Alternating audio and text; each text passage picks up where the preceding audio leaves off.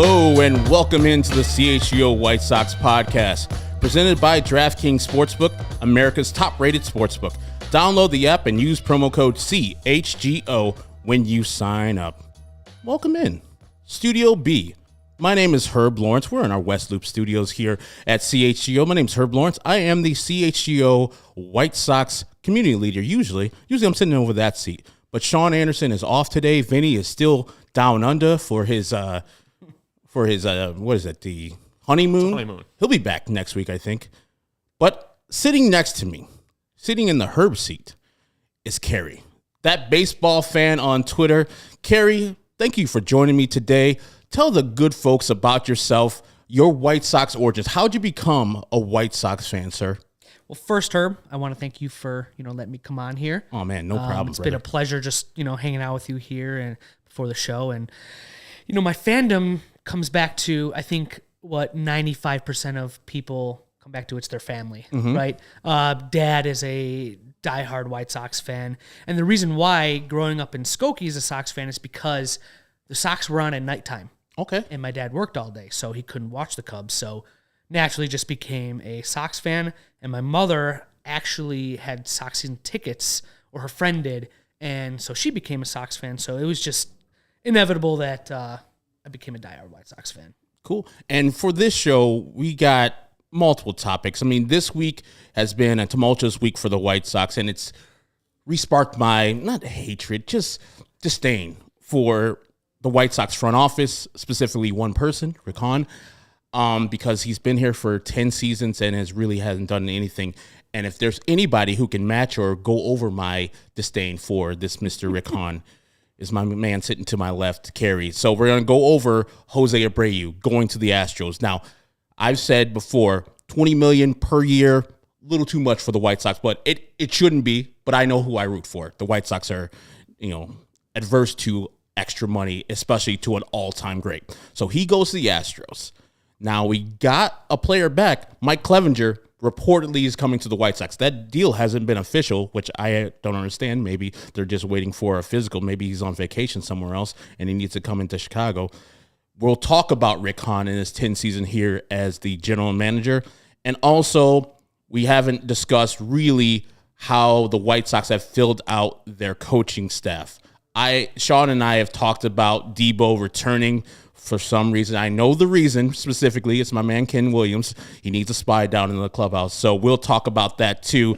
And then what free agents the White Sox might get this season to make them competitive in 2023. But let's start off firstly. Cary, what are your thoughts on Jose Abreu going to the Astros, joining that juggernaut who just won the World Series? Good for him. I mean, what else can you say? The guy did everything humanly possible to make the White Sox become relevant and become a championship contender, right? It's the job of the GM, which we're going to talk about later, to supplement and augment that roster to help a Jose Abreu win that World Series. I can't say anything bad about this guy. He's a White Sox legend. How could I be mad at him? He wants to win a ring, right? Let him go win that ring. Yes, it's with Houston, and nobody likes Houston. I mean, they're the cheaters, right? I mean, everybody says that, but let Jose go there, and I think a guy like Jose going to Houston kind of changes that narrative for Houston a little bit. They're kind of getting like pure baseball players that might not have cheated before, But I'm happy for Jose, and this is what happens when you are a very well-run franchise like Houston. You can afford $20 million for a 36-year-old Jose Abreu. When you're the White Sox and in the position they're in, you can't afford this because you have a gluttony of first basemen and DHs. So this is the result. Jose Abreu is the one. He's the odd man out. And I hate to say it, but, it had to happen. Yeah, and my thoughts is, Jose, I want him to win. And when I see him come up to bat, which the White Sox will play a 4-game set starting the season versus the Houston Astros down there. They'll see their championship banners raised to the ceilings. I'll be cheering for Jose Abreu to do well versus the White Sox. And it might be sacrilege, and you might not like that, folks. But I'm a Jose Abreu fan. He did everything, as Cary said, he did everything right. He tried to get the rest of the players to jump on board. Hey, extra batting, let's get in the cages early. Hey, guys, let's field a little bit more. When Ricky Renteria came to Jose Abreu and said, hey, man, your defense at first base is subpar. You need to get better there or we're going to put you at DH. Yeah. What did Jose Abreu do? Got better. And that's why he won the MVP in 2020, short season or not. He did everything he needed to do. And I sure think that moving forward with the Houston Astros, especially with the people around him, now he's got a team that's on his level as far as trying, as far as championship level. Playing every day. Exactly. That's another thing. A man who is hurt all the time, or you could tell nicks and little bruises every time. Dude ran right into him. Hunter Dozier, full speed, ran right into him. Probably didn't want to go out of that game. Remember, he came back like 2 days later, scored the winning run, a walk-off run versus the Royals. Yep. He shows the rest of the people who got those injuries, like Eloy and Luis and Tim, sometimes Yohan, sometimes Yasmani, that, hey, yeah, injuries, it's tough, but you got to post. The best ability is availability, and I love my people in the house. Zach's in the house. I saw Sammy Davis Jr. in the house. Alex Rude. Man, we got everybody in White Sox Beer Garden. Jim's in the house. We got a plethora of good people, but that's what I want to cheer for the man, but I'm going to boo all the rest of the Houston Astros, especially now they don't got Michael Brantley, which we'll talk about later. And I just they don't have a GM, and they're signing Jose Abreu. Damn, Jeff Bagwell is acting as the GM. That would be like Frank Thomas, who literally born on the same day as Jeff Bagwell, May 27th, I think 1968. The same exact day, both Hall of Famers, and he's the acting GM, and they signed Jose Abreu for around $20 million. So how can the White Sox get to that level where they're serious about winning and the owner, Jim Crane, was like, yeah, we won a World Series, but I don't care. Let's go over the competitive balance tax. And as you said before, they spin so well because they draft so well. They player development so well. They're still, I think, under what the White Sox spent last year in payroll with paying Jose Abreu $20 million this year. That's amazing with all the great players they got. I want our team just to be at that level.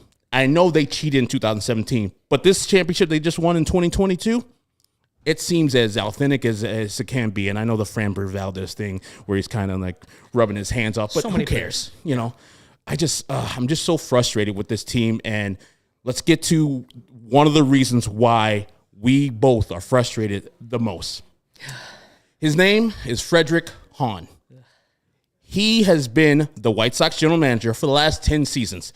And I don't know if you have the graphic up there, but Cary provided us with these stats for Rick Hahn's tenure as White Sox GM. In the regular season, 10 damn seasons, he has 708-17 for a .461 winning percentage. Been in the playoffs twice. Yay! Cool. They won 2 games out of 7. 2 for a .285 winning percentage. It's just so disappointing. And I was talking to you and Joey and Steven, our producer, before the show. It's like, there's no one that probably has more job security than Rick Hahn, than our guy up in Evanston, Pat Fitzgerald. Yeah. What do you think, Rick Hahn? And just tell me what your thoughts on Rick Hahn, from the beginning of his being a GM till now. Like, where'd your thoughts of Rick Hahn initially becoming GM, and why have they shifted to where they are right now? I mean, I told you this right when I walked in, Herb. I was a Rick Hahn bot, right? Mm-hmm. I mean, I was all about Rick Hahn pre-2020. Mm-hmm. I thought this guy was the real deal, right? I mean, I think it was in the 2000s, he was like ranked as the next up-and-comer GM, like the GM to like look at and, oh, this guy can make a big impact, right? And I don't know if it's, Jerry Reinsdorf, that's another problem. Yep. We could probably do a whole episode on that, right? I don't know if that's him maybe like hamstringing Rick, but like, look at the other moves that he's made. They've been horrible. So I would say it started when 2020 happened, when I would say the trade deadline, when you have a team ready to compete in a weird season that everybody's healthy in, right? Probably the first and only time we said that the team was fully healthy, like the whole year, even though it was 60 games. You had to go do something And instead, Rick says, we let the players decide that. Who does that? That's insane. You are a GM. They're not the GM. Your job is to go get players and help augment this roster. I love saying augment just because that was Rick Hahn's like key word like pre-2020. And he didn't do anything, right? 2021 comes around. Missed out on more players, right? Lance Lynn was a nice move. Don't get me wrong. Great move. Yeah. But some of the other moves were horrible. Adam Eaton, right? That was 2021, right? Yeah. That was in the after 2020 season. And he played it was Mazzara, then Eaton, then Pollock. Good job, Rick. So if you think about it, right? And then this year, didn't make a trade again. Had a horrible offseason. So in the 3 years the White Sox have been competitive, he hasn't made a trade in 2 of 3 of those years in the trade deadline. Yeah. And then he goes to the media after. He's like, man, so disappointed that person who's in control of trading didn't make any trades. Like we said, it's the hot dog meme. The hot dog. Yep, exactly. I soured on Rick, I think it was in 2019. Initially, I didn't think the White Sox had any shot at Manny Machado. I was saying this to Danny Parkins and Nick Shepkowski, who went to Guaranteed Rate with that signs like, Manny, please come to Chicago. And they were talking about coming to the Cubs instead of the White Sox. But it seemed like in January, the White Sox had the upper hand and they were dealing with him, but they were lowballing. We were hearing the numbers. It was below the $300 million that I had heard, which I have zero sources at that time or right now. And I was like, just pay the man 10 years, $300 million. Literally said that on Twitter, on air at the Score. And I was like, he wants the money. Just give him the damn money. They lowballed him. Eventually the Padres, literally, I was talking to my San Diego friends out there and they were like, AJ Preller and at the time Ron Fowler, who was the managing partner, saw the numbers and heard what it was rumored to be what the White Sox were negotiating with Manny Machado, and like, that's all they're offering? Cool. And he only wants $300 million? Bet.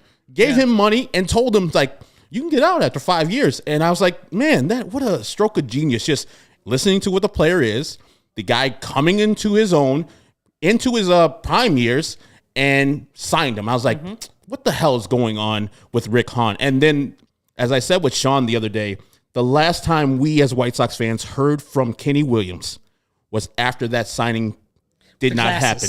Yeah, he's in the cart. He's talking about, we don't really shop in those markets of $300 million, blah, blah, blah. That's the last time they let Kenny out of the cage. Oh, yeah.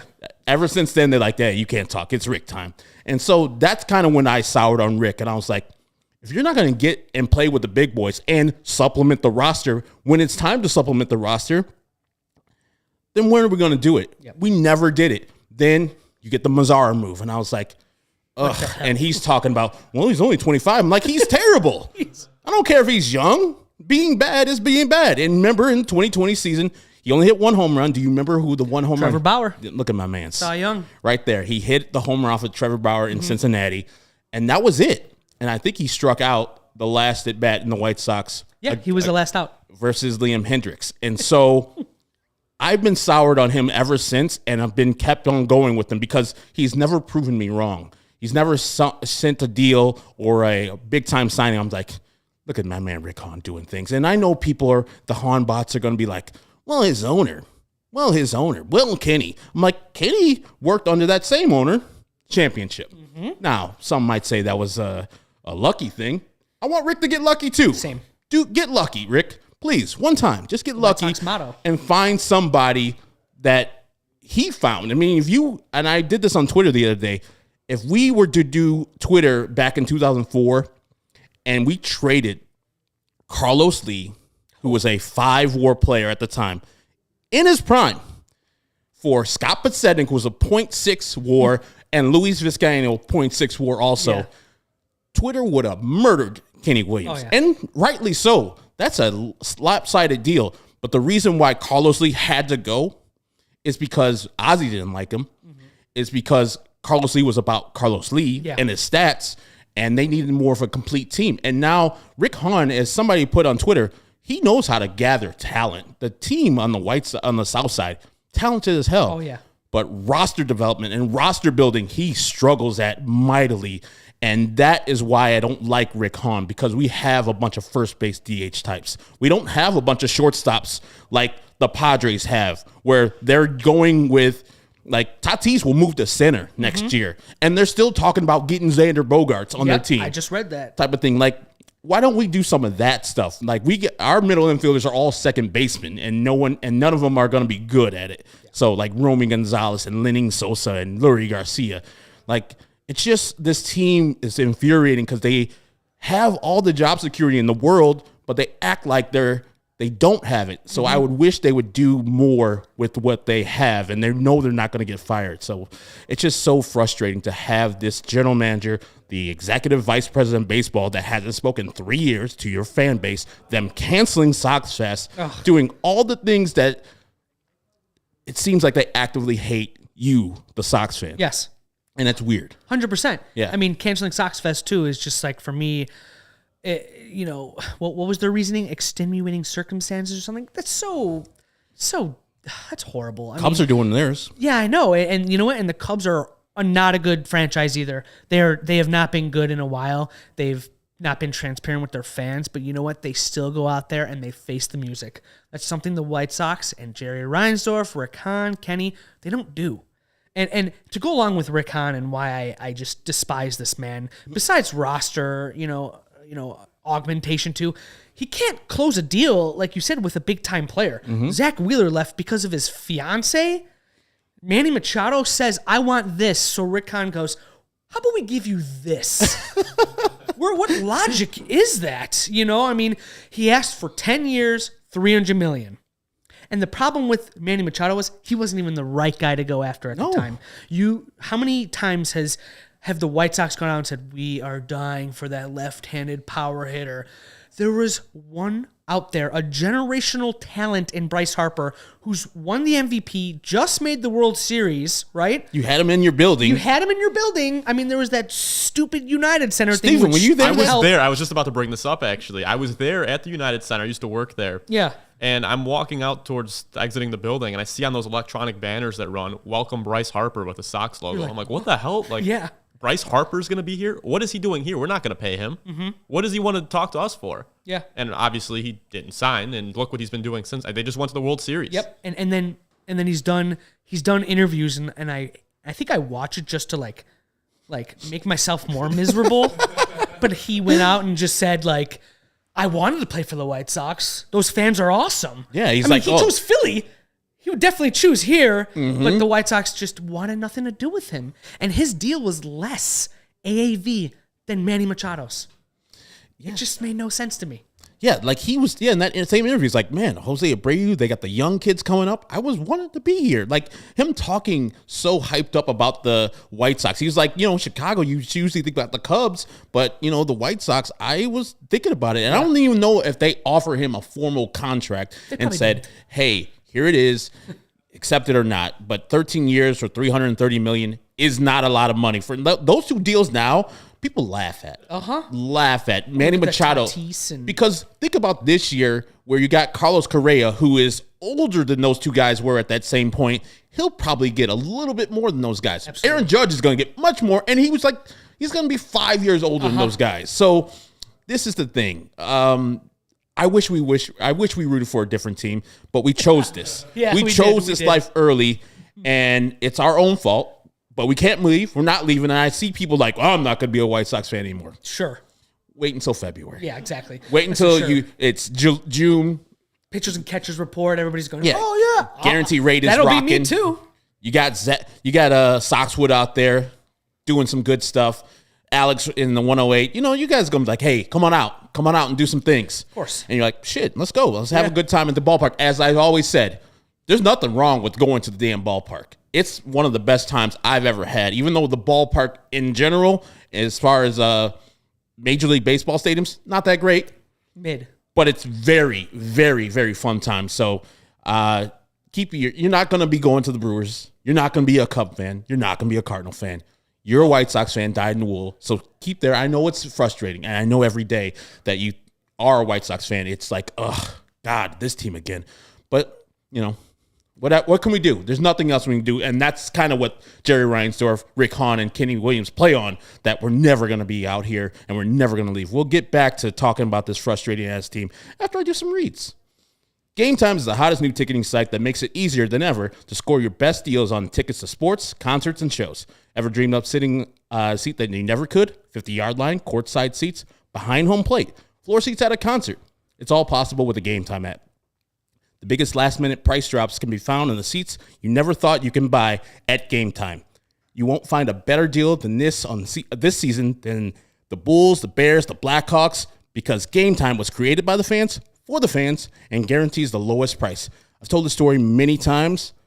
I was looking for tickets down in Atlanta, found some tickets on Game Time, very inexpensive. I looked on different sites because they have a guarantee that if you're going to find the lowest price on Game Time, or they can give you 110% of the difference back. I found a lower price, luckily, on a different site. Screenshotted that, sent it to Game Time. 12 minutes later, got the difference. It was $46. 110% of the difference I got back in my account. We went to a couple Sox games. I just went to the Northwestern Illinois game via Game Time. If you love CHGO, then you'll love Game Time. The best way to support us is by buying your tickets through the link in the description right here in the YouTube or the podcast link. Join over 15 million people who have downloaded the Game Time app and score the best seats on all your favorite games. And FOCO. Chicago, you've already got the best coverage for your favorite teams, so get fitted in the best sports gear around. FOCO's got you covered from Soldier Field to the living room, north or south side, with hoodies, slippers, signs, bobbleheads, and everything in between. Get decked out like Lamar in apparel from the leader in sports merch and collectibles. FOCO. Looking for the perfect gift for the football fan in your life? FOCO's got you covered with hoodies to fight that Lake Michigan breeze. Check out FOCO.com or click the link in the description below for all non-presale items. Use the promo code CHGO for 10% off. All right. Let's just go to the next subject because I'm getting really frustrated talking about Rick Hahn. So I know we can go further. Like the White Sox cry poor. They say we're not in the top market. No Judges, no Nemos, no people that you see at the top of the market, no Correas or anything like that. Bogarts. Oh, we already got a shortstop. So do the Padres. They're going after these people. Yeah. So let's go realistic outfield options. You gave me a list of players who are in that mid-tier, mostly all left-handers. They all are all left-handers. So these are the stats for the guys that you gave me. Joey Gallo, last year he had 160 for a 280 OBP, 356 slugging percentage. Cody Bellinger, 210, 265. I can't see that. 389 slugging percentage. Michael Conforto, these are 2021 stats because he was out the full year. 232, 344, at 384 slugging percentage. The guy with across the board best stats, best average was Michael Brantley, 288. Best on base percentage, Michael Brantley, 370. Best slugging percentage, Michael Brantley, 416. He's only like 36, I believe. Yeah. Jerickson Profar, 243, 331, 391 slugging percentage. And then David Peralta, who split his time between Arizona and Tampa Bay, 251, 316, and 415 slugging percentage. All options, all have decent ceilings. Like they've all hit the top of the league at one point or the other. Now, which one of those 6 dudes that you've listed right there would you be like, okay, that would be a perfect option for right or left field for the White Sox in 2023? I put those guys up, and in my mind, I want Cody Bellinger. Yeah. Because he can field well. And that's something that the White Sox do not do well in any aspect. Your man, I'll get back to it later. I'll get back to the outfield coordinator later. Oh, Debo, yeah. That's right, yeah, exactly. He's coming back. Yeah, so the guy who's coming back with one of the worst offense. I mean, I think Gavin Sheets, Andrew Vaughn, and there was one more in there were like bottom tier of fielding when it came to like advanced metrics. AJ Pollock. So they were horrible. So let's just bring back the same coach to do that. So if you can supplement that in any way, get a Cody Bellinger. That's who I want. I know he's had some down years with the Dodgers, but I think he still hit 20 home runs last year. 19. He would have led the White Sox in home runs last year. Exactly. In a down year, which is so pitiful, you know. Yeah. And so if you can at least bring in a guy that's lefty, who's had some success, which we know the White Sox love guys that have had success in their past career, not with the White Sox. You know, Elvis Andrus. I mean, Manny Ramirez. We can go down the line, right? So why not get a Cody Bellinger? He's still kind of young. I don't think he's 30 yet, is he? Maybe no, I think he's 28. 28. So he's not even 30 yet. 27. Yeah, 27, and so it just comes down to fielding, can hit bombs, and has a decent on-base percentage. I do not care about his batting average. Sorry if that offends people, but that's why I put Joey Gallo on there too. So my real want is Cody Bellinger. What I really think they're going to get is the bottom three that I put on there. Is the aging Michael Brantley, who might come, because I know that they've had interest in him before. Yep. That's kind of why I put him on there.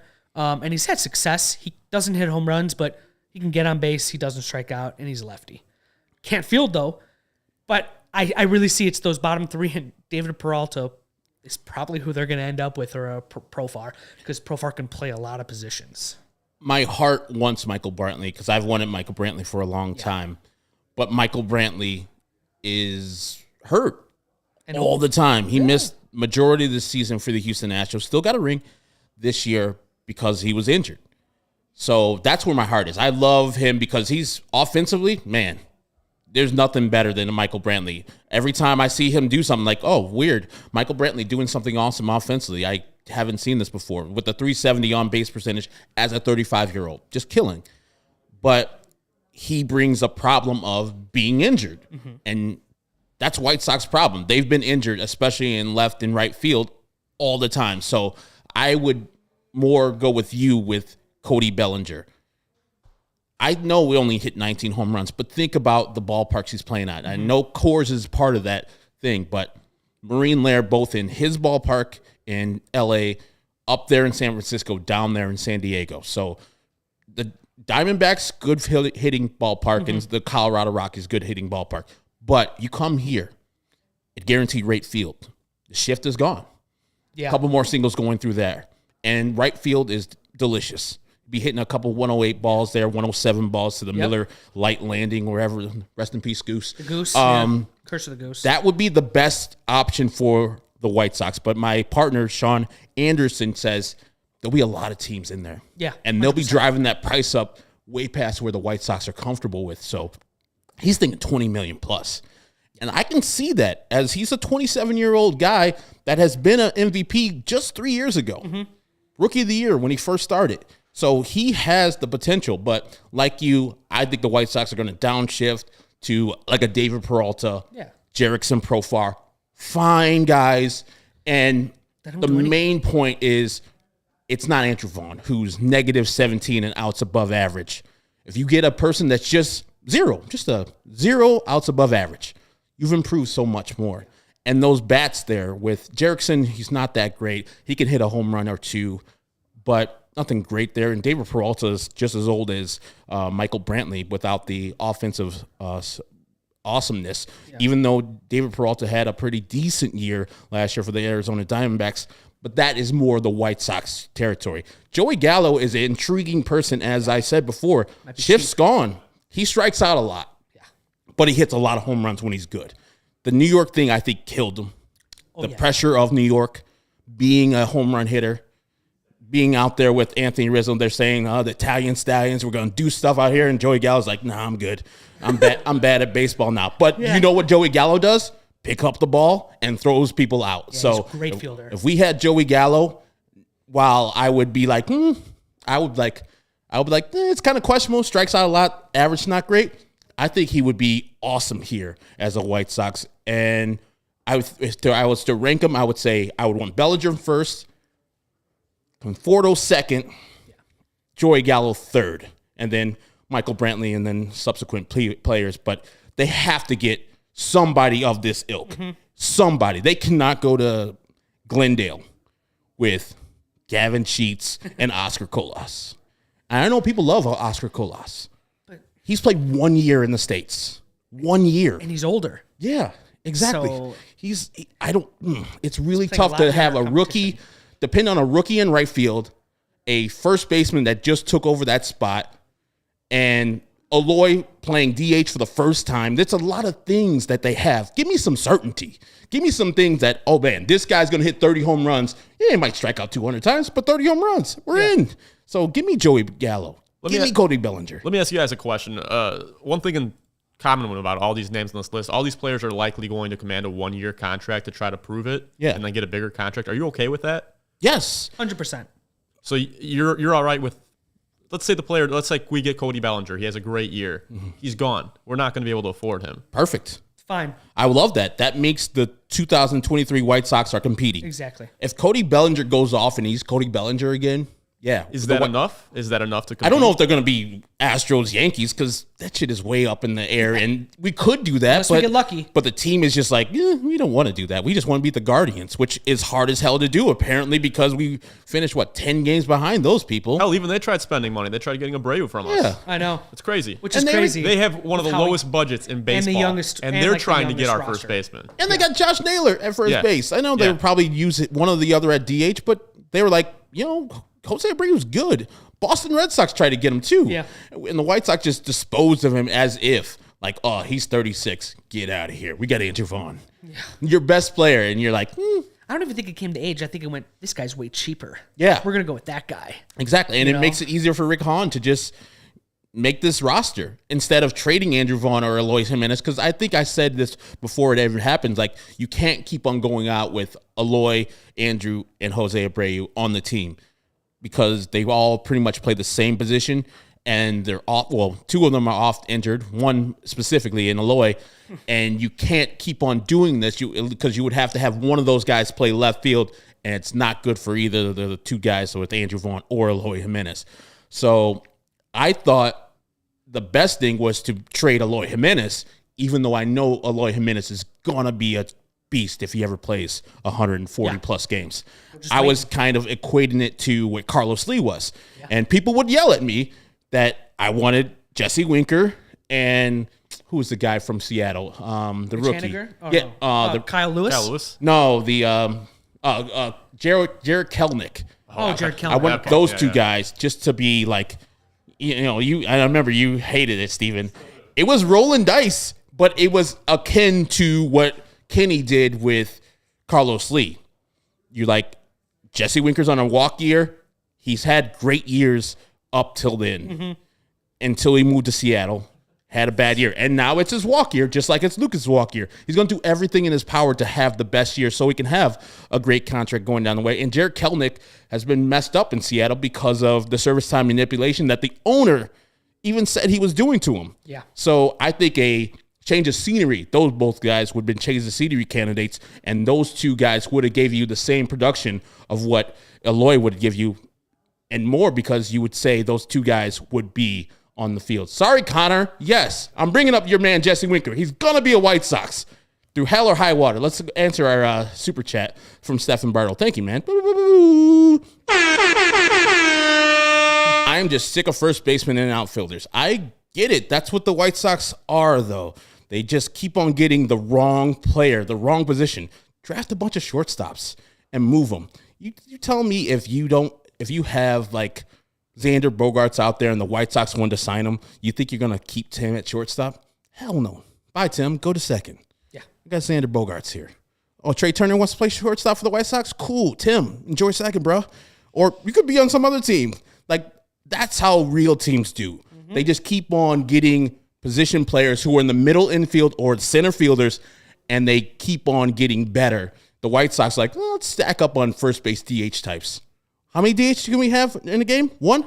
Cool. Let's have 17 on our roster. Awesome. So, yeah, the White Sox are a badly run organization. I put the poll out the other day on Twitter, and it was like 96% saying the White Sox are a horribly run organization.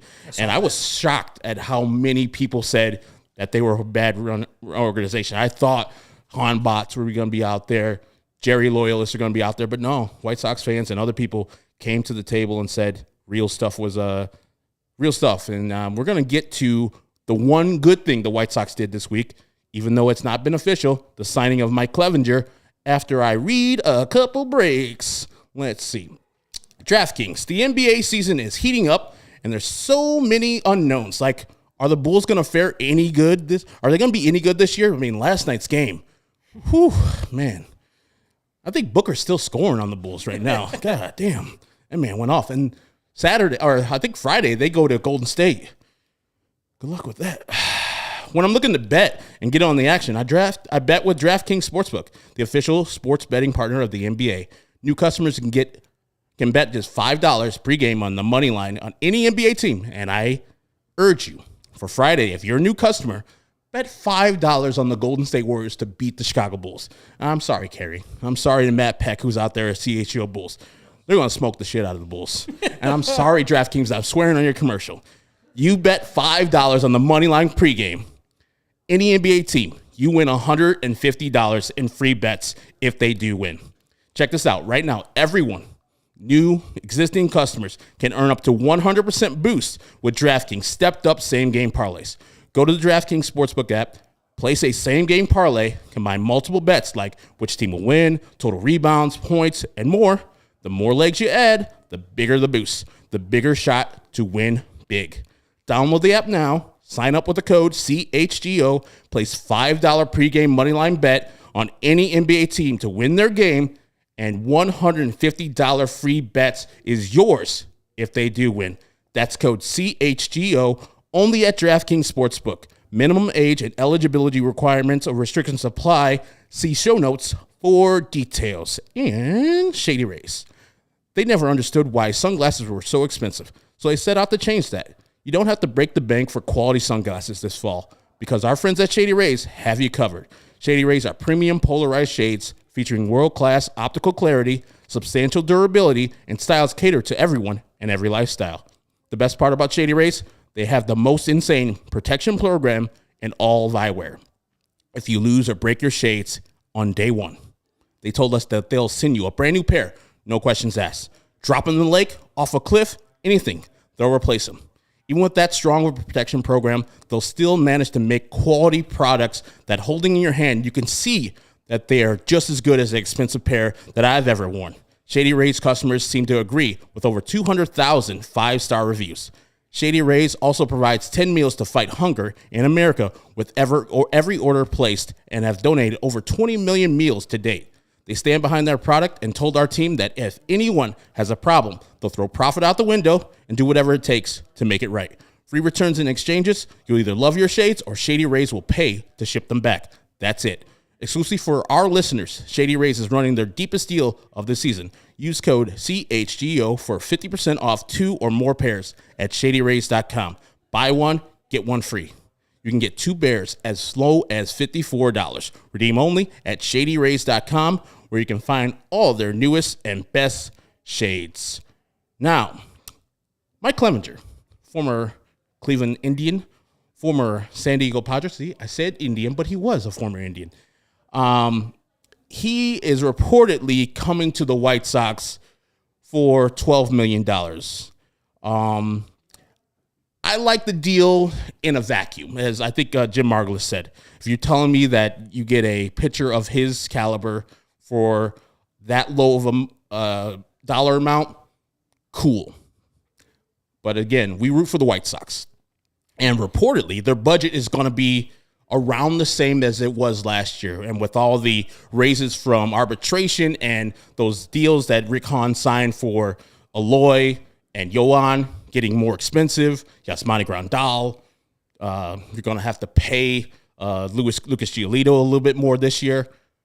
The money's getting up there. So $12 million to Mike Clevinger is taking a chunk out of what they can spend on other players that we just saw the list for the outfielders. So Mike Clevinger, I like the deal in a vacuum, but I don't like it because, the other hand, I don't like it because of all the money that they don't have now to spend on other free agents, and they're going to be crying poor and saying, we're going to get this player, that player who's a bottom of the barrel type of guy.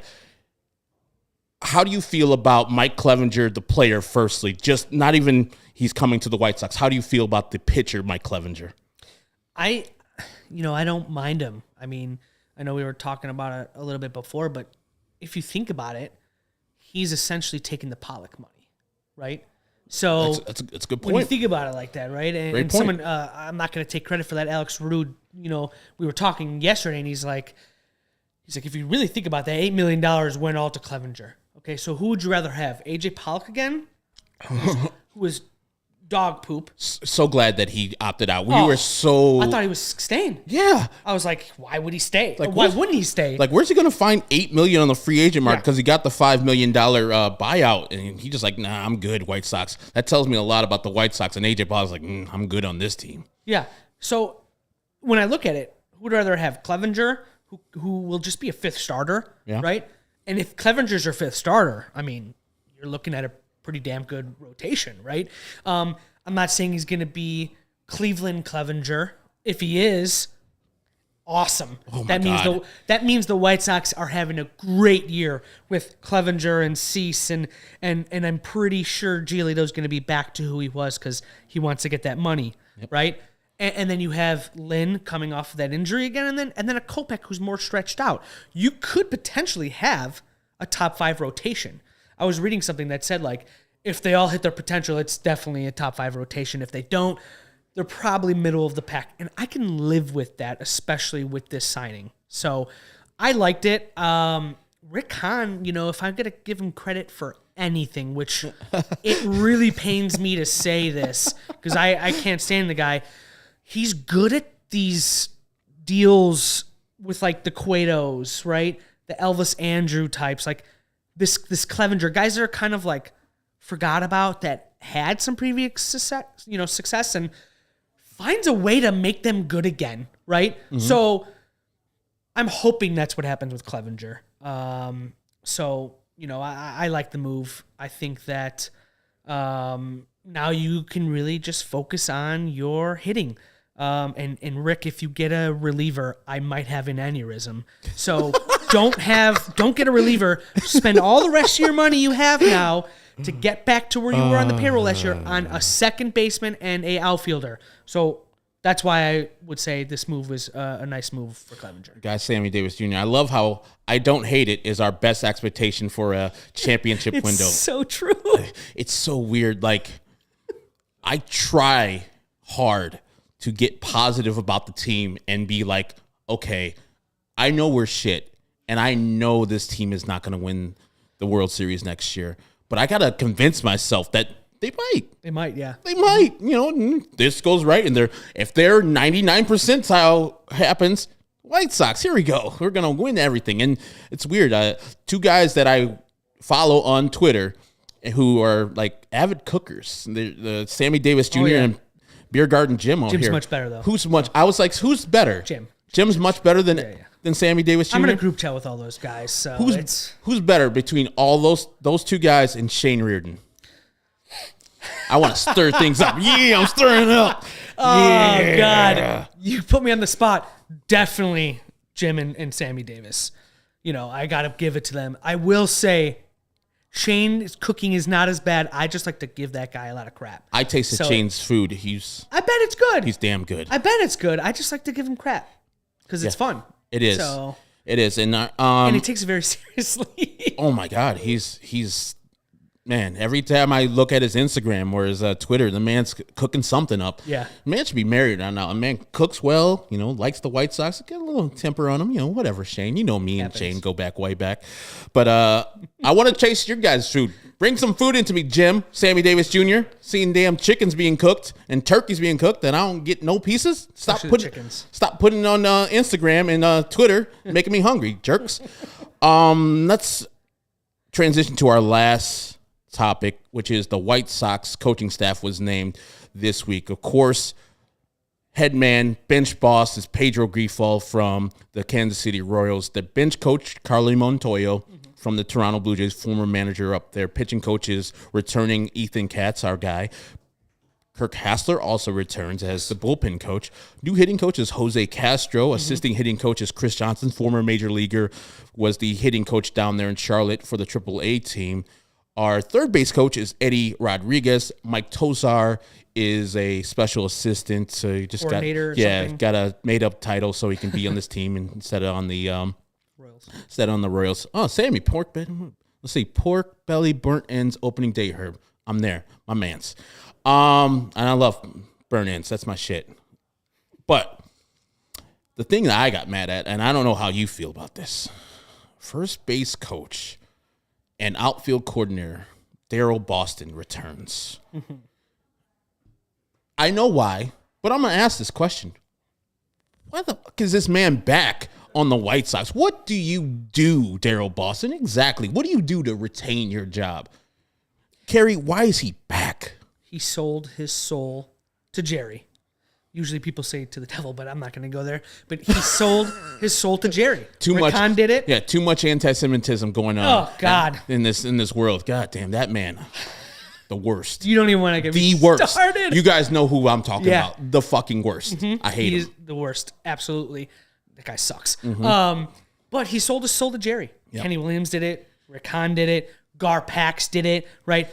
They must have bought it back because they got fired. But Debo's he's going to be here forever until Jerry goes. It's just, he's survived 4 coaching.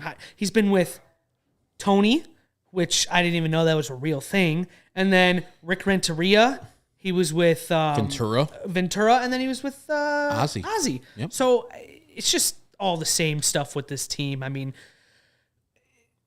they did take away his base running coaching, which, another place where they were horrible at, right? I mean, I always go back to that Yoan Moncada where he got gunned down running to third. Yep. And I'm like, what were you doing?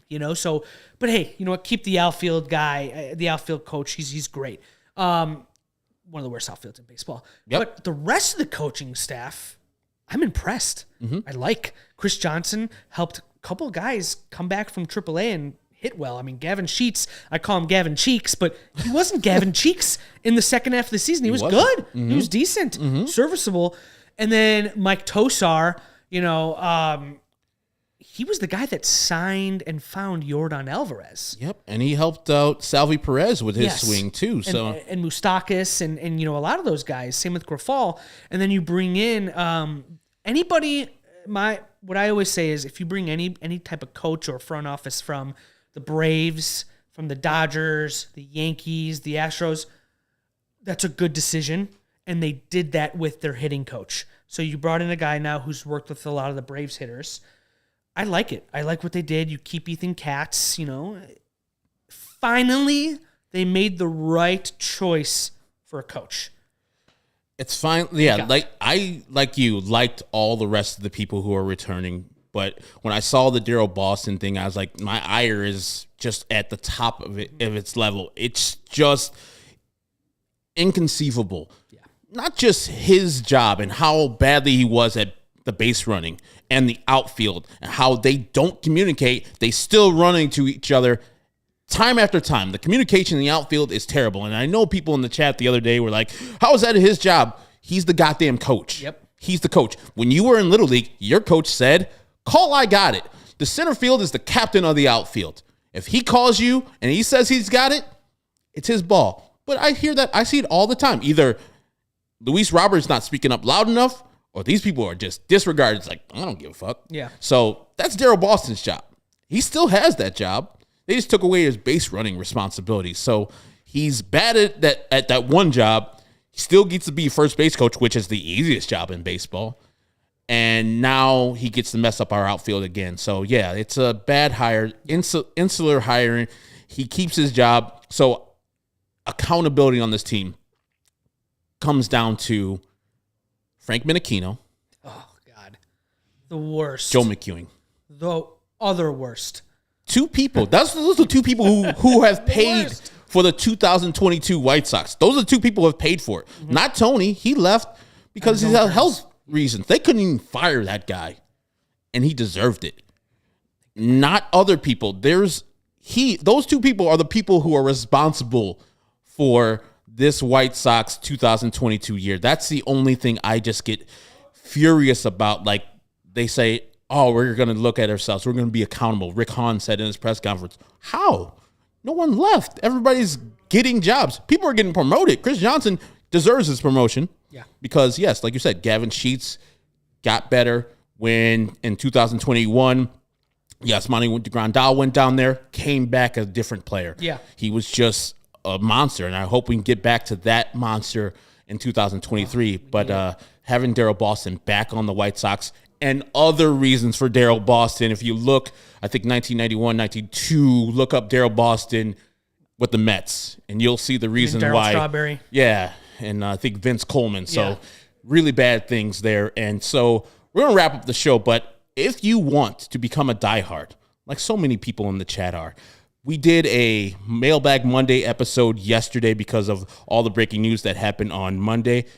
Go to allchgo.com/diehard to become a member. You get 20% off all tailgates in the future, 20% off all our takeovers, which we're having one on December 16th, where we're going to a bar close to here and driving over to the United Center to watch the Bulls beat the Knicks and Derrick Rose. You get 20% off of that. You get 20% off of all merch in the future, and you get a free t-shirt or hat every single year that you're a diehard. So it pays for itself with your membership and all the free stuff you get and all the discounts that you do get. So become an all CHGO member now and become a diehard. You get a nice card too that says that you're a diehard, and you get to chat with us in the Discord, which means on Mondays, we take questions from only people in the Discord who send us Mailbag Monday questions. So become a diehard. And then one of these days, we will have one of you diehards sitting next to me or Sean and or Vinny, and we'll be hosting the show together. So become a diehard now. You can sit next to me. Isn't it a great thing, Cary, to sit next to me? Best thing that's ever happened to me. I smell a little bit because of the sweat, but because of the hot lights. But otherwise, I'm a fine guy. I'm a great guy. Can you see the aura around him? Yeah. From It's your incredible. vantage point? Yeah. Before we go, we got a couple things I want to hit on here. We did get a super chat a while ago that we didn't get to. Stephen Bardo wants to know what happens first, an outfielder or a second baseman? I think the White Sox are going to go with the 4 or 5 options they have in-house for second baseman because of the lack of good options in the free agent market for second baseman. I mean, Colton Wong would be a perfect guy, but you would have to acquire him via trade from the Milwaukee Brewers. I would love him, but they are probably going to say, hey, we got Romy, we got Linning, we got Lurie. Ugh.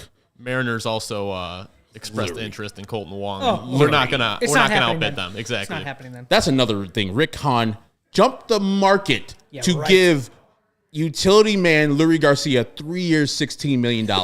The market.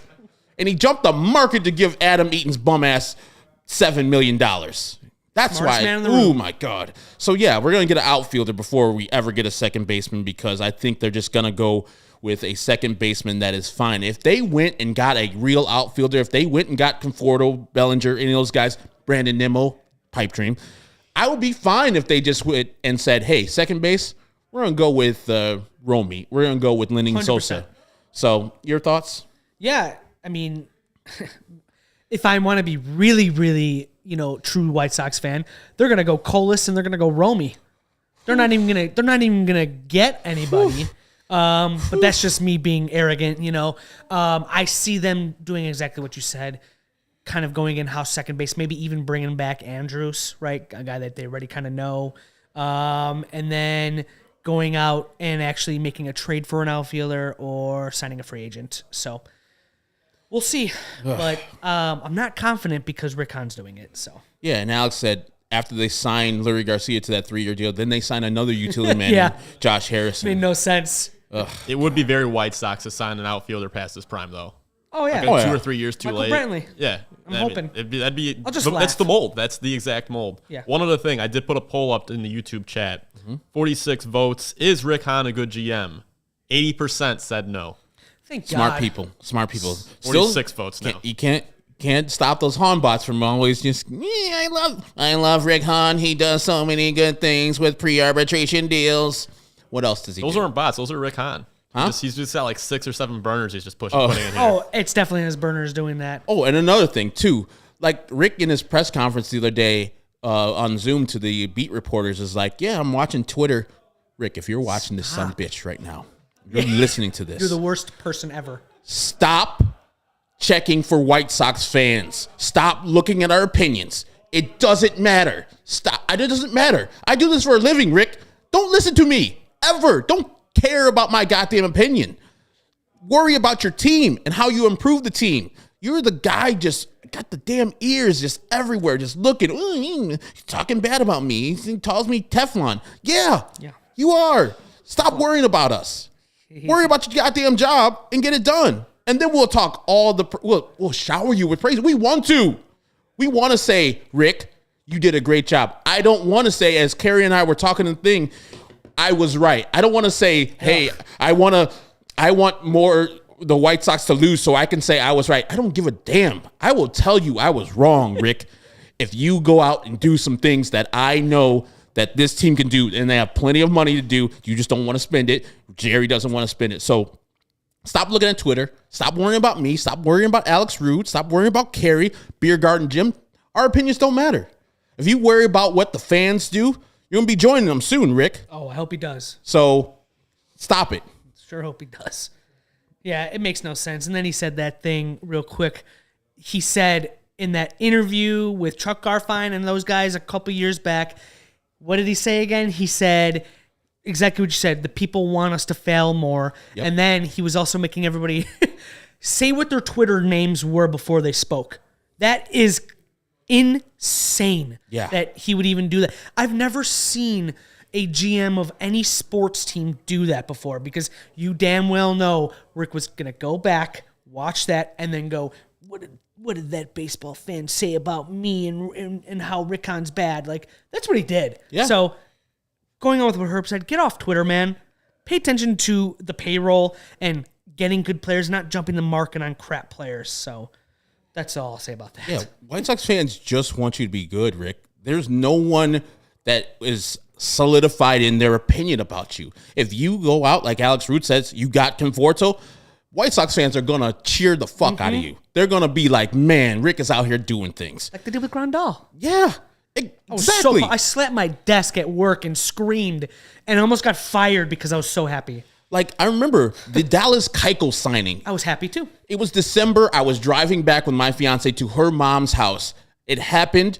She tweeted out something for me because I was driving, and then I did a whole episode of Locked On Sox from her mom's bathroom because I was so hyped up. I remember that. I remember that. On 1,000. It's Dallas Keuchel. Yeah. If you sign somebody of that ilk, we're going to be on 10. So, Rick, I know you listen. I know you watch. Don't. But hit the subscribe button so we can get our numbers up. Hit the like button real quick. And then go and get somebody else. And my man, Senior Sox. Super chat. Great show, guys. F. Rick Hahn. Yeah, I got you. I get you, man. We really appreciate Cary sitting in for me, or sitting in for Sean, sitting in for Vinny, who will be back, I think, next week. It was a very pleasure. I mean, we have like minds, and I like it, and we can argue from time to time. And anybody in the comments, I'm not above arguing. Just keep it cordial, guys. Keep it cordial. Don't call me names and all that stuff, and we'll be all good. So I really appreciate you coming in, talking White Sox with us. It was a blast for me. Yeah, this is the most fun I've ever had talking White Sox.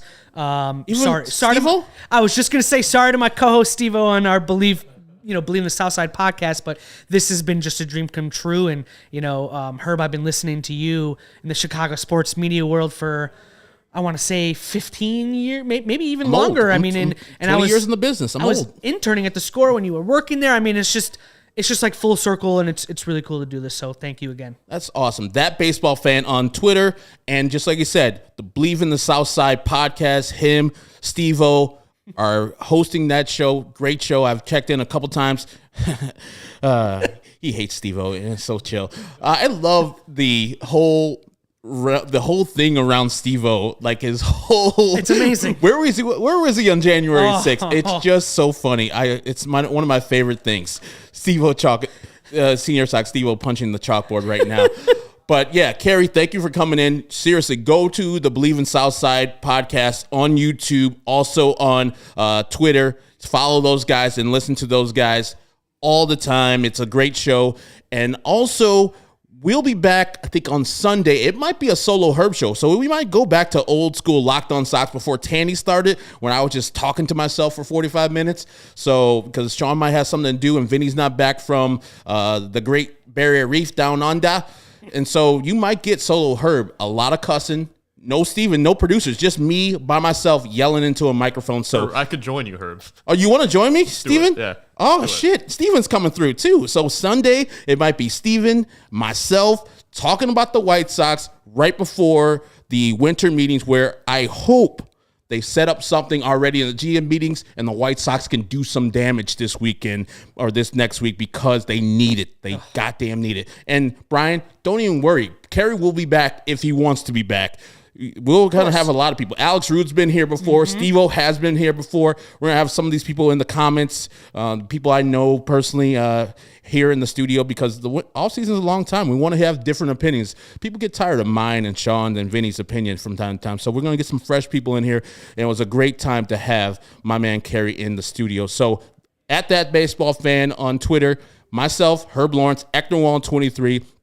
Our producer is Steven Alexander. I'm kidding. It's Stephen Nicholas. I called him Stephen Alexander one time, and now it's going to be forever. I forgot his name in this second, and even though he's been our producer the whole goddamn year. So, for Stephen, for Cary, my name's Herb.